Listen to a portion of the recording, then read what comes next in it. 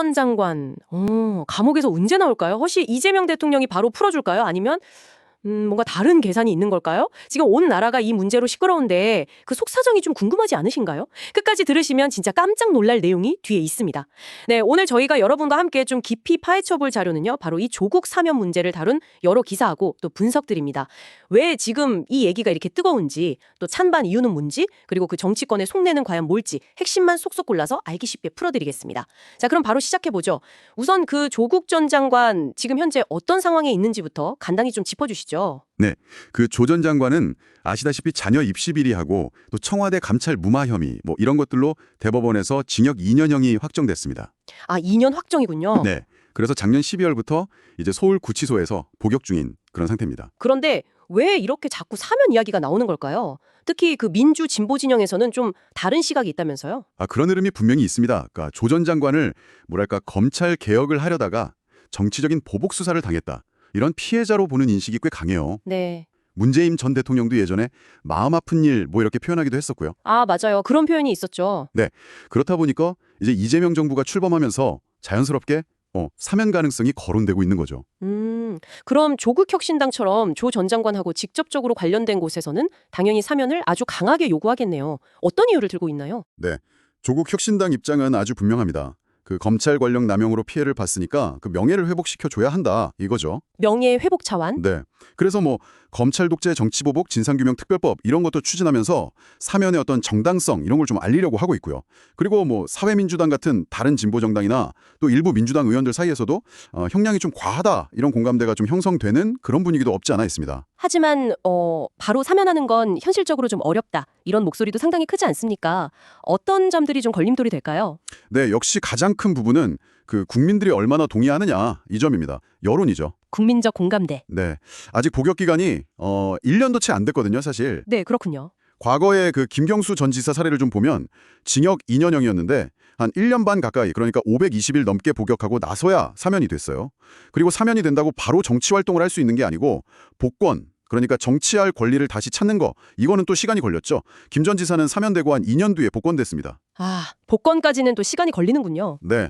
물론 뭐 조 전 장관하고 김 전 지사는 상황이 좀 다르긴 합니다만 그래도 여론을 무시하기는 상당히 어렵죠. 그리고 또 하나는 이제 절차적인 문제도 있어요. 사면을 하려면 법무부 장관 소속의 그 사면심사위원회 여기를 거쳐야 하거든요. 아, 네, 위원회가 있죠. 근데 아직 이재명 정부의 법무부 장관이 정식으로 임명이 안 됐잖아요. 그렇죠. 설령 장관이 임명된다 해도 그 심사에만 한두 달 정도 걸려서요. 당장 뭐 7월 제헌절이나 8월 광복절 특사 이때는 물리적으로 좀 힘들다 이런 분석이 많습니다. 결국 뭐 법이나 절차 문제도 있지만 그보다는 정치적인 이유, 그러니까 정치적 셈법, 이게 더 중요하게 작용할 것 같다. 이런 생각이 드는데요. 이 부분은 어떻게 보세요? 바로 그 지점이 핵심입니다. 네. 네. 조 전 장관이 지난 총선 때 그 자신의 정치적 힘 이걸 확실히 보여줬어요. 그렇죠. 상당했죠. 네. 그리고 민주당 내에서도 과거 그 친문 세력이라고 하죠. 이분들을 좀 끌어안을 수 있는 그런 상징적인 인물이고 인지도 자체가 워낙 높고요.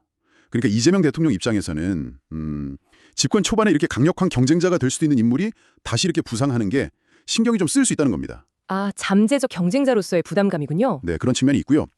그리고 또 하나는 과거 윤석열 정부가 김경수 전 지사를 사면할 때는 뭐 국민 통합 이런 명분을 내세웠잖아요. 네, 그렇죠. 근데 이번 조 전 장관 사면은 주로 좀 진보 진영 내부의 문제 이렇게 비춰질 수가 있어요.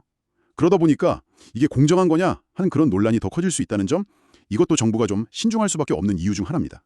그렇군요. 그럼 조국 혁신당 쪽에서는 조 전 장관이 빨리 정치 무대에 복귀하는 게 아주 중요할 텐데 만약에 사면하고 복권이 계속 늦어진다면 민주당과의 관계도 좀 달라질 수 있을까요? 네, 그럴 가능성 충분히 있습니다. 이제 2년 뒤에 2026년에 지방선거가 있잖아요. 네. 근데 그때까지 조 전 장관이 사면되고 또 정치할 권리 복권까지 되찾지 못한다면 조국 혁신당이 민주당하고 꼭 협력하기보다는 어쩌면 독자적으로 경쟁하는 길을 택할 수도 있다. 뭐 이런 전망도 나오고 있습니다. 관계 설정이 좀 복잡해지는 거죠. 아, 그러면 관계가 좀 미묘해질 수도 있겠네요. 그럼 종합적으로 볼 때 전문가들은 사면 시점, 이걸 언제쯤으로 예상하고 있습니까? 사면 자체는 뭐 될 가능성이 높다. 이렇게 보는 시각이 우세합니다. 가능성은 높게 본다. 네. 다만 이제 올해는 좀 힘들다는 의견이 많아요. 아무래도 최소 1년 이상은 복역 기간을 채우고 또 여론 추이를 좀 보면서 아마 내년 지방선거 전후 그때쯤에나 좀 본격적으로 논의되지 않겠냐 이런 관측입니다. 왜냐하면 섣불리 결정하면 특혜다 이런 비판을 계속 받을 수 있으니까 그 시점 선택이 아주 중요할 겁니다. 네, 오늘은 조국 전 장관 사면 문제를 둘러싼 여러 이야기들, 그 배경과 또 속내를 한번 파헤쳐봤습니다. 이게 단순히 한 사람을 펄어주느냐 마느냐 이 문제를 넘어서서 정치적인 계산 또 여론까지 아주 복잡하게 얽혀있는 사안이네요. 그렇습니다. 결국 이 문제는 앞으로 한국 정치 판도에 상당히 큰 영향을 줄 수 있는 그런 중요한 변수다 이렇게 봐야 할 것 같습니다. 네, 결국 이 조국 전 장관의 사면은 정치적인 계산일까요? 아니면 짓밟힌 정의의 회복일까요? 앞으로 몇 년간 한국 정치를 뒤흔들 수도 있는 이 질문, 여러분은 어떻게 생각하시나요? 한번 깊이 생각해 보시면 좋겠습니다.